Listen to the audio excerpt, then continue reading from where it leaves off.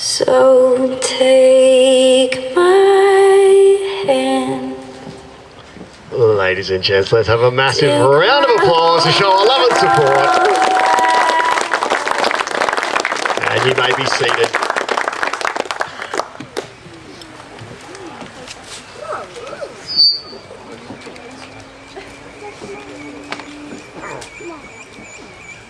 All right. Your makeup's all good, Riley? Yeah. Does anyone have any, do we need any tissues? We all good? Yeah. You all good? All good. All right, let's do it, ladies and gents. We've got great vibe already. Let's keep it going. Another big round of applause to show our love. What a vibe. You guys are bang on. All right. Let's do it, ladies and gentlemen, family and friends. It is with great pleasure and excitement that I welcome you to the wedding ceremony of Riley and Sian, where Sian practically becomes Madden Love for Riley. They are so thankful that you've joined them today, and while we are sad some people couldn't make the journey, that does mean we have a little extra alcohol at the reception for everyone, so we will have a drink or three for them. My name is Daniel Del Borello, and I'm duly authorised by law to solemnise marriages according to law. As you can see so far, I'm not your typical old lady celebrant. The bride and groom have listened to and approved everything that you're going to hear in today's ceremony. I say that because, yeah, it's going to be a bit more fun than your regular wedding, so you can feel free to laugh with them as we hear the funny parts of their relationship as well as their romantic stuff as well. Laughing does make you 70% more attractive to the opposite sex, so Riley must have laughed a lot because he's definitely batting. There we go. All right, great one. Everyone just got sexier. Nice. So I'm going to start today's ceremony pretty differently to how I normally start. I would usually tell you how they're a great match that complement each other perfectly, which is true. Riley's calm, soft and logical, whereas Sian has an insane drive and many self-confessed crazy outbursts. But I want to start by sharing the instant that Riley knew Sian was the one for him, because when he told me, I actually laughed out loud at it. It was the same day that they started dating. They were driving to Perth from Bunbury, singing their hearts out to their favourite songs. And Riley remembers looking over at Sian and thinking, regardless of her average singing and terrible reciting of lyrics, she's still so gorgeous, I think I've found the one. Even though she was out of tune, he still wanted to tune her. You're hearing that might not be one of the most flattering times for Sian to realise that you've met your soulmate, but it is still incredible nonetheless. I just don't think that the lyrics of Love would fit into any Ed Sheeran ballad, like when your voice don't sound like it used to before and your words are way off the beat. So let's rewind to the beginning. Normally when couples meet through an app, it's Tinder, Hinge, Bumble or Grindr. So obviously that last one's redundant today, because they didn't meet via any of these. Ironically, the way they remember meeting was through Snapchat, which is the app that's meant to forget, right? So their love story is literally a Snapchat memory. Although the stories on the app are meant to disappear once you've viewed it, this is a streak that has remained ever present for all of those lucky enough to see it. Riley's first sight of Sian was via her social media, and he remembers being instantly attracted to her smile. Do we believe him? He said that confidence has never been his strong point, but he knew that he had to try and talk to her somehow. He couldn't quite find the words to send to her, so he used a pic on Snapchat instead. He was alone in his bedroom. He took out his phone and he snapped a pic of his big, hard, thin TV with a caption asking what's good to watch on Netflix. Most of the time when girls open Snapchat from a random guy, it's not of a flick pic, but something that rhymes with that. Sian was not impressed by a 19-year-old guy approaching her this way, so her response to Riley's Rotten Tomatoes request was watch the Madeleine McCann documentary. The documentary suggestion was a hint that Riley was about to lose a girl as well. That's why I tell you guys I've heard the ceremony. Yeah. Yeah. After talking for a few weeks, they somehow found themselves at pre-drinks together. Like I say, somehow found themselves. I think Riley probably just used her Snapchat map and rocked up with booze. No, it was a mutual friend's house where Riley smashed back some liquid courage so he could make his move when they were out at a club called Humble, for some of us don't know, Club Humble. However, his advances towards her were shut down, or pretty much the physical version of being left on red. At the end of the night, Riley was left with his meat in his hand. From the kebab shop, the meat box that he'd ordered to eat the pain away. Not to be disheartened, they had kept in touch until another night out at the same club. So he really embraced his inner Kendrick and worked hard and stayed at Humble. Riley reckons he was getting mixed signals from Sian. The reality, unfortunately, was Sian said she still wasn't just that keen. However, as the music played and the dance floor heated up, it played out kind of like a David Attenborough documentary. As we see a young Riley here tugging at Sian's hips, attempting some form of mating dance. The female shrugs him away, simply wanting to party, and has pretended not to notice, but look at him go. His body moving more offbeat than Sian singing in the car. She gets the nod of approval from a friend, turns around and kisses her suitor. No meat box for Riley tonight. Just a potential takeaway snack. From there, they realised they shared a lot of similar ideas and values, and they became a couple without Riley specifically asking Sian to be his girlfriend. He just announced, I think we should make it official. Then he shook her hand, agreed on the merger, and announced it on Facebook to their shareholders. Sian agreed to his proposition, but wasn't actually sure what it meant, so she had to clarify if she was like now his girlfriend, to which Riley confirmed. So anytime there was any disagreements or HR incidents, we need to call it here, in their relationship, they decided very early on that they wouldn't do breaks. In their eyes, breaks were toxic, and we saw how that turned out for Ross and Rachel. They were determined to live by an all-in philosophy, allowing them to be vulnerable with each other and work things out when times were hard. This ethos is what resulted in Sian realising that Riley was the one for her. They'd ordered some fish and chips to watch the sunset at Mullaloo and were discussing all of life's big issues after their biggest fight up to that point in their relationship. Sian was feeling uninspired by uni and telling Riley how she aspired to be a career mum who does it all. Success in HR, a manager by 30, own a beautiful home, be present for her kids, travel the world and more. Riley sat quietly and listened. Take note, boys. Listening is super important in a relationship. I reckon some blokes weren't listening then. He reflected for a moment and then replied with, I know you will achieve all of those things, but I think you could also do so much more. You'll be your own boss and the best mum to our kids, and I'll do whatever it takes to help you get there. I think I need a Riley in my life. It dawned on her in that instant that he was her forever. He'd always been her biggest supporter. Throughout her studies, he would make sure she prioritised university over him, which I think is important to mention in front of Sian's parents. Even though he's getting married, we can still wingman him a bit more. When a job opportunity came up for Sian, he was all in, even if it meant giving up their dinky FIFO lifestyle. DINKS, I learnt, stands for double income, no kids. So they'd be going down south with each other because the job was in Bunbury. That sounded a bit more kinky than dinky, but it would be the first time Riley was away from his support network. But if going south meant Sian's career would go north, and he was ready to sacrifice that for her. Sacrifice that for her, which is one of the nicest things that Riley's done. As we now know, they are not dinks, just DIs, because the no kids part has completely disappeared.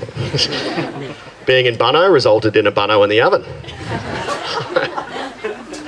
Sian knew how caring, kind and patient Riley was with his little sisters and was constantly told by his friend group that she nabbed the good one out of the group.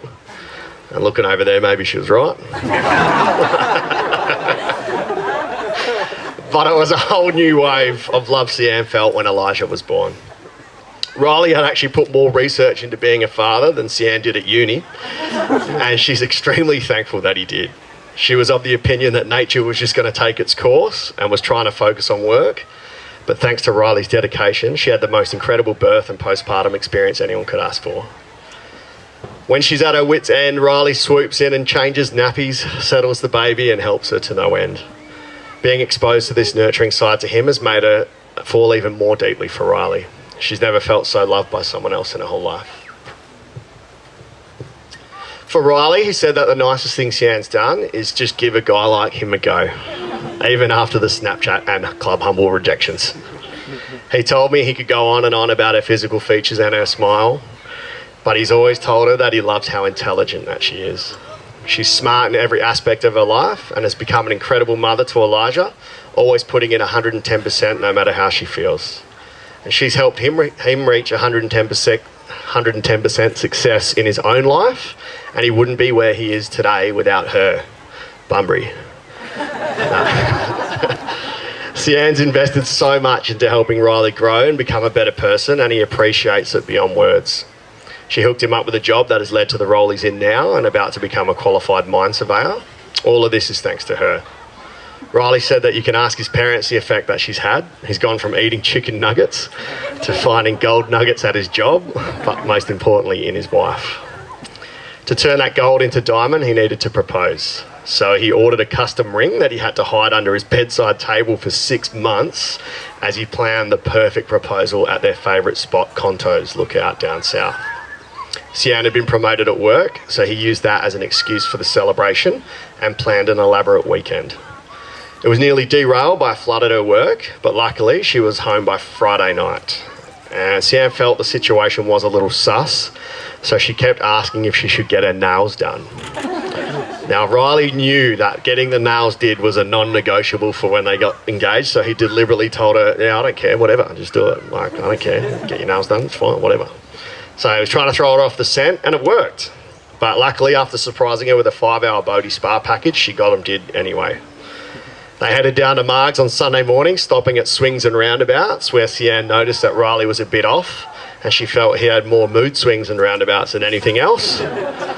Riley claimed to her that he was just tired from the drive, so Sian thought, well, stuff him, I'll just enjoy the wine and pizza then. He was still acting weird when Sian suggested that they go to Conto's for sunset. The plan was working perfectly, but the anxiety had shut down all normal functioning for Riley. He led her down a path to a picnic set up on the cliff face. Riley suggested taking a photo with his film camera as a way for him to get the ring box out without looking suspicious. It nearly went tits up as Sian didn't want to pose for a photo because there was a weird guy with a huge camera pointing at them, making her feel awkward. So, she didn't click that Riley had organised a photographer to capture the moment, and he managed to convince her to take the picture anyway. As she bent down to pour a wine, he moved it out of the way, which pissed her off even more. She was annoyed at him and wondering why he was on one knee asking to make it official. And then it dawned on her. If David Attenborough was narrating this, it would have been great viewing.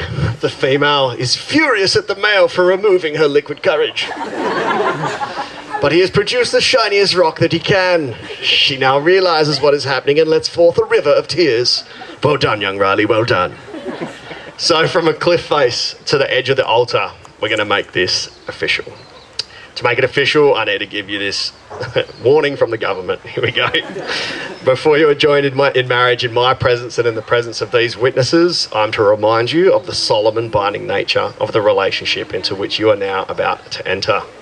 Marriage, according to law in Australia, is a union of two people to the exclusion of all others, voluntarily entered into for life.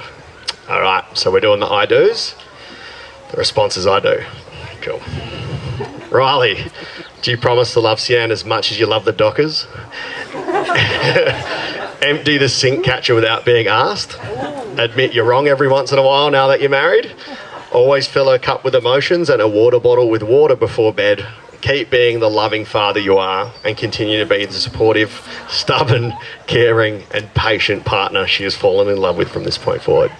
I do. Nice. Sian, do you promise to love Riley as much as you love Luca? Start putting your shoes and towel away. Always let him watch the grand final, even if it's your birthday. And there's no stress free, I won't be in it anyway, so that's all good. Let him watch darts at 3 a.m. in the morning. Keep being the incredible mother you are and continue to be the smart, stubborn and beautiful partner he's fallen in love with from this day forward. I do. Amazing. I just love it. I go, describe each other in 3 words. They both use the word stubborn. So I have to throw it in there. So we're about to do the vows, but before we do the vows, I do need the ring. So if we could get Simon to bring us the ring. So let's give it up for Simon, looking absolutely dapper.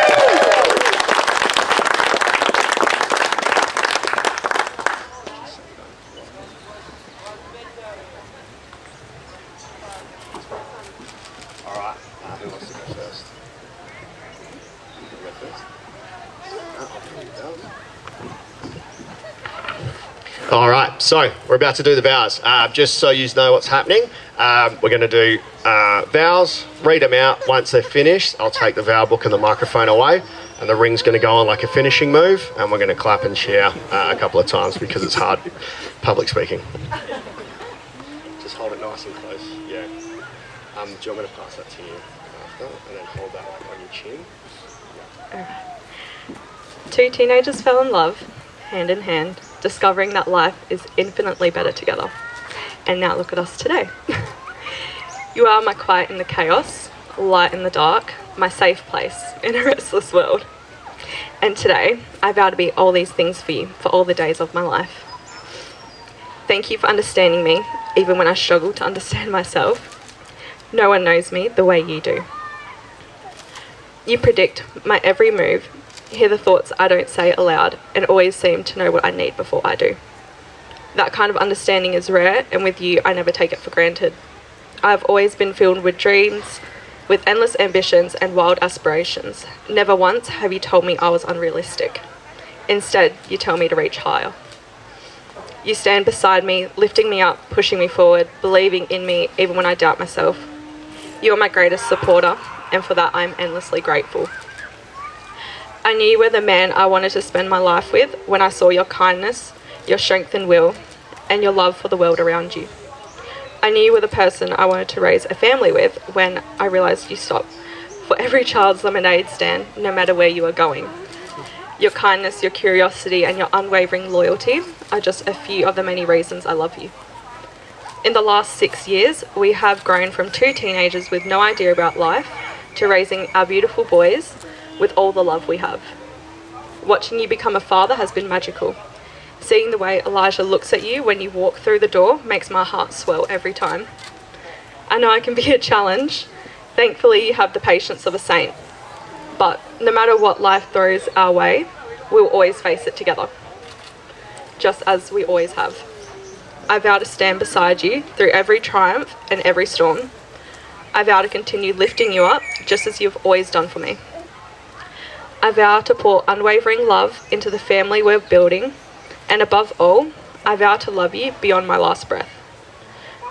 So, I call upon the persons here present to witness that I, Sian Ashley Pratt, take you, Riley Mackenzie Madden, to be my lawful wedded husband.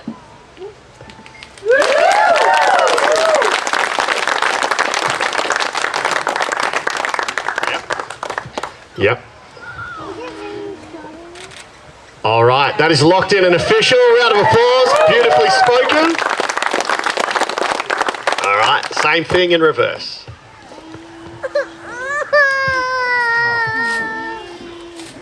Okay, it's going to be hard to beat that. Sian, my beautiful bride. No words can explain and no feeling can describe what it means to be standing here in this moment with you, the love of my life. What I will try and describe is how you make me feel every other day. You make me feel like I can conquer the world with only one hand, as long as you are holding the other. You make me feel valued, seen, and understood.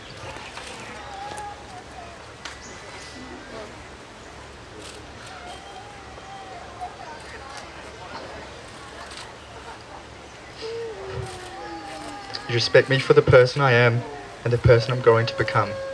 All of this makes me feel truly loved.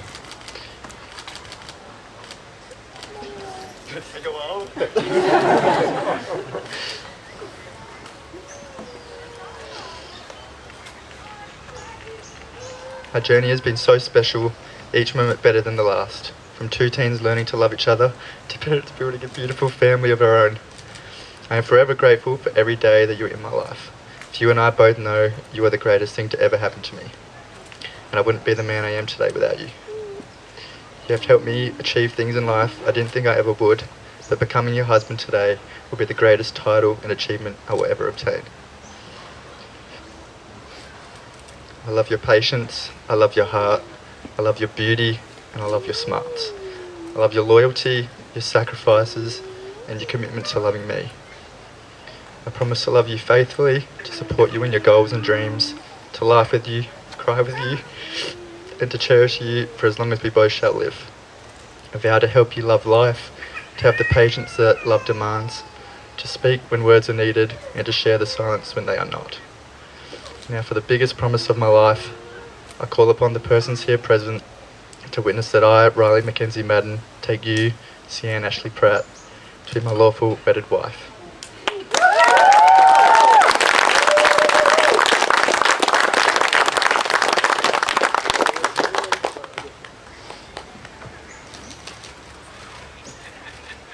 All right, we are locked away. Congrats. Tell me that's not a man that loves his wife. Beautifully spoken. Oh, yeah, we're going to reshoot that. Yeah, no one will know because it's a photo. So it's all good. So, yeah, all good. So in a moment, guys, we are going to sign the paperwork. We're not going to get them kiss yet, so we're going to do the signatures. So their first kiss is officially husband and wife. So to do that, I'm going to get the two witnesses down there. Everyone else, if you do need to stretch and stand up and stuff, you can. It'll be 5 minutes, and then we'll see these guys hook up in public. Woo! So can we give them a round of applause and a support team? And I'll meet you at the signing table. Alrighty, just chuck some music on for you.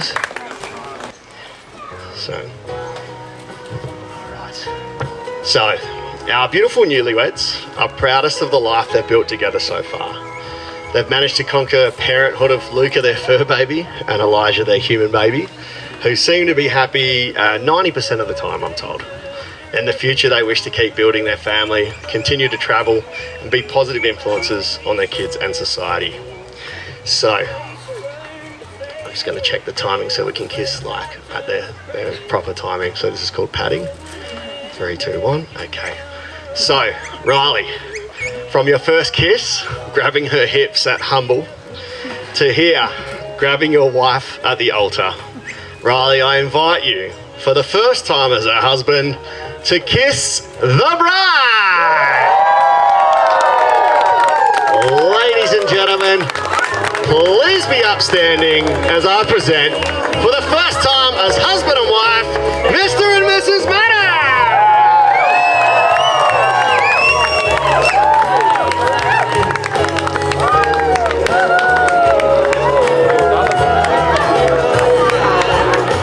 Congratulations! Oh yeah!